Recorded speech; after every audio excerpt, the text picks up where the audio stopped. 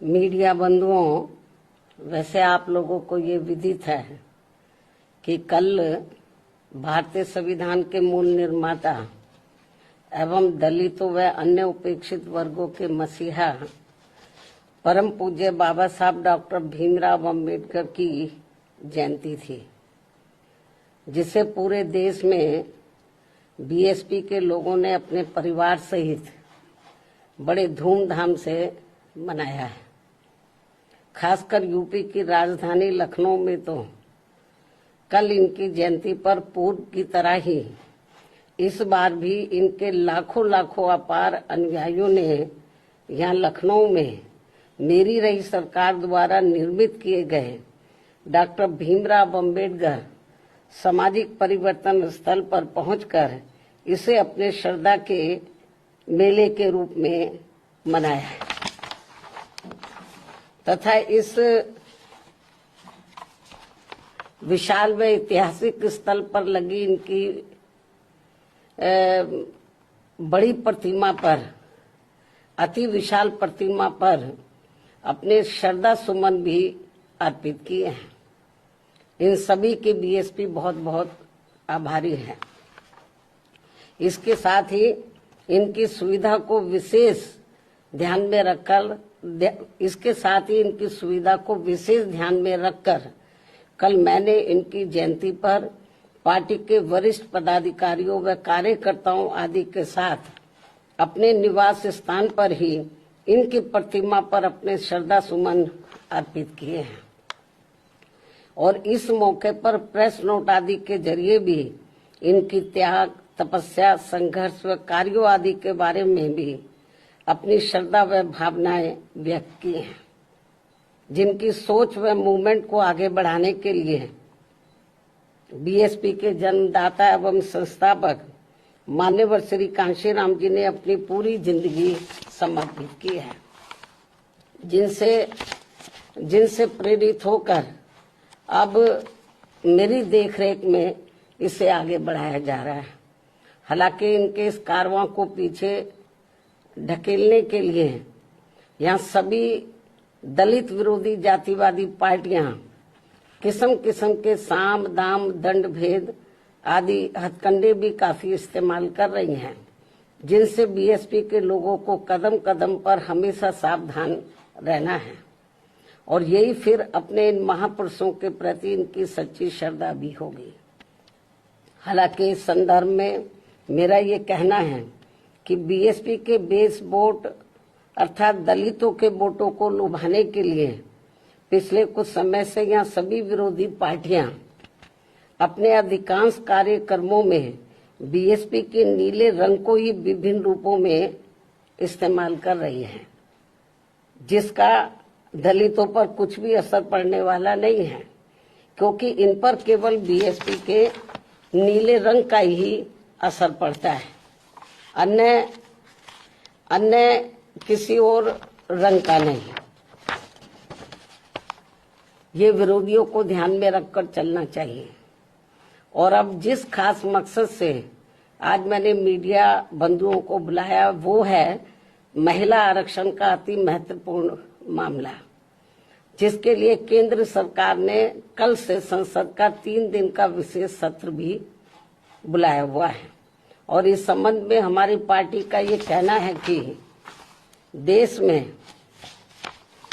बहुजन समाज में से खासकर एससी, एसटी व ओबीसी समाज के हित व कल्याण की तरह ही महिला सशक्तिकरण आदि की बातें भी तो बहुत की जाती हैं, किंतु सही नियत, नीति एवं मजबूत इच्छा शक्ति के अभाव के कारण इस पर ईमानदारी से अमल शायद ही कभी ठीक ढंग से हो पाया है। इसी का नतीजा है कि कमजोर वर्गों के लोगों की तरह ही महिलाओं के विरुद्ध भी जुल्म, जाति एवं शोषण, अत्याचार आदि की जघन्य घटनाएं आज भी सही से रुकने का नाम नहीं ले रही हैं। और इसलिए हमारी पार्टी बीएसपी देश की सर्व समाज की महिलाओं को उनके आबादी के हिसाब से 50% आरक्षण देने की मांग लगातार करती आ रही है, लेकिन जिसे कोई भी पार्टी अपने अपने स्वार्थ व मजबूरियों के कारण मानने को कतई भी तैयार नहीं दिखती हैं। वैसे भी भला हो परम पूज्य बाबा साहब डॉक्टर भीमराव अम्बेडकर का, जिन्होंने देश की महिलाओं को पुरुषों के समान बराबरी वाला एक व्यक्ति एक वोट का यह अति मूल्यवान मानवतावादी संवैधानिक अधिकार देकर यह पूरे महिला जगत को धन्य बना दिया है तथा जिस महिला सम्मान व उनके सशक्तिकरण की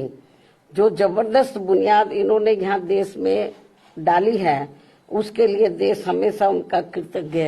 रहेगा। और अब ऐसे में देश की संसद, लोकसभा में व राज्यों की विधानसभाओं में महिलाओं को 33% आरक्षण देने की प्रक्रिया को काफी लंबे इंतजार के बाद ही सही व अन्य इसे आगे बढ़ाने की अब इसे आगे बढ़ाने की कार्रवाई का हमारी पार्टी स्वागत करती है। हालांकि बहुत डिले है, फिर भी हमारी पार्टी इसका, चाहे वो डिले भी हो गया, फिर भी इसका वेलकम करती है, स्वागत करती है। वास्तव में महिला आरक्षण की असली हकदार शोषित व उपेक्षित वर्गों में भी खासकर सामाजिक, राजनीतिक एवं आर्थिक रूप से लगातार पछाड़े जा रहे SC, ST व OBC समाज की महिलाओं को यदि इसमें अलग से आरक्षण की व्यवस्था की जाती है तो ये उचित होने के साथ साथ जो नहीं की गई है तो ये उचित होने के साथ साथ BSP के अनवरत संघर्षों के बाद OBC समाज को मंडल आयोग की सिफारिशों के अनुसार 27% आरक्षण के लागू होने की तरह ऐतिहासिक भी जरूर होता, लेकिन ऐसा नहीं होने से इन वर्गों की महिलाओं को महिला आरक्षण का पूरा लाभ क्या मिल पाएगा, इसमें लोगों को काफी संदेह है तथा महिला आरक्षण के वास्तविक उद्देश्य को काफी हद तक नकारने जैसा है। वैसे भी महिला आरक्षण को राजनीतिक स्वार्थ की बजाय महिला सुरक्षा, सम्मान व उत्थान आदि से जोड़कर देखा जाना चाहिए, तभी इसका सही लाभ इनको मिल पाएगा। अन्यथा यहाँ ज्यादातर मामलों में सामंती व जातिवादी तत्वों के हावी होने के कारण देश की महिलाओं को जो उनका उचित लाभ अब तक नहीं मिल पाया है, वैसे ही आगे भी पूरे तौर पर नहीं मिल पाएगा। जबकि परम पूज्य बाबा साहब डॉक्टर भीमराव अम्बेडकर ने संविधान में महिलाओं को जिंदगी के हर पहलू में बराबरी व आत्मसम्मान का हक देने के साथ साथ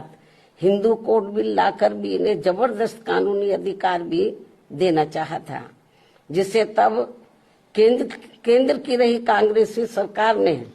अपने संकीर्ण जातिवाद के प्रभाव में आकर वादा खिलाफी करते हुए नहीं माना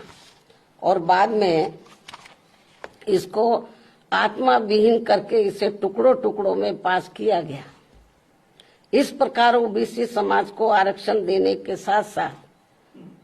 महिलाओं की सुरक्षा, सम्मान व उत्थान सुनिश्चित करने के मामले में ठोस कदम नहीं उठाने आदि के विरोध में बाबा साहब डॉक्टर भीमराव अम्बेडकर को देश के प्रथम कानून मंत्री पद से इस्तीफा भी देना पड़ा था। इतना ही नहीं बल्कि इससे पूर्व घोर उपेक्षा की शिकार भारतीय महिलाओं में शिक्षा की अमर ज्योति की अलख जगाने के मामले में महात्मा ज्योतिबा फूले व उनकी पत्नी सावित्रीबाई फूले के ऐतिहासिक योगदान व जबरदस्त कुर्बानियों को भला कौन भुला सकता है। उन्होंने अनेकों प्रकार की जातिवादी उत्पीड़न एवं प्रताड़ना झेलते हुए अपनी पत्नी व आसपास की महिलाओं को शिक्षा के अलंकार से सम्मानित व नारी शक्ति को प्रोत्साहित किया, बल्कि हर दुख और अपमान झेलकर भी स्कूल स्थापित करके इस क्रम को अभूतपूर्व तरीके से आगे बढ़ाकर हमेशा हमेशा के लिए सामाजिक परिवर्तन के पिता मैं बनकर अमर हूं। इसके साथ ही अब जबकि महिलाओं को देश की संसद, लोकसभा में व राज्यों की विधानसभाओं में आरक्षण की बात आगे बढ़ रही है, तो इसमें किसी भी प्रकार की अड़चन पैदा करना उचित नहीं होगा। इस मामले में खासकर कांग्रेस पार्टी को महिला आरक्षण में SC, ST व OBC महिलाओं को अलग से आरक्षण देने की बात इन्हें अब क्यों याद आ रही है, जबकि इन्होंने इससे पहले अपनी सरकार में इस विशेष मुद्दे की घोर अनदेखी की थी और BSP की इस मांग को भी अन्य और मामलों की तरह जातिवादी द्वेष आदि के कारण अनसुना कर दिया था। ऐसे में कुल मिलाकर BSP का संक्षेप में यही कहना है कि देश में महिलाओं की लगातार हो रही दयनीय स्थिति को देखते हुए बेहतर यही है कि महिला आरक्षण को संकीर्ण दलगत राजनीति से दूर रखते हुए इसको जल्द से जल्द लागू किया जाए, ताकि कुछ ना सही ये थोड़ा ही बेहतर होगा, थोड़ा कुछ तो मिले इनको। साथ ही महिलाओं की सुरक्षा, सम्मान व उत्थान आदि के मामले में सभी लोग अपना मन भी जरूर चंगा करें, ताकि देश को कटौती में गंगा मिल सके। इन्हीं जरूरी बातों व सुझावों के साथ ही हमारी पार्टी वर्तमान केंद्र की सरकार द्वारा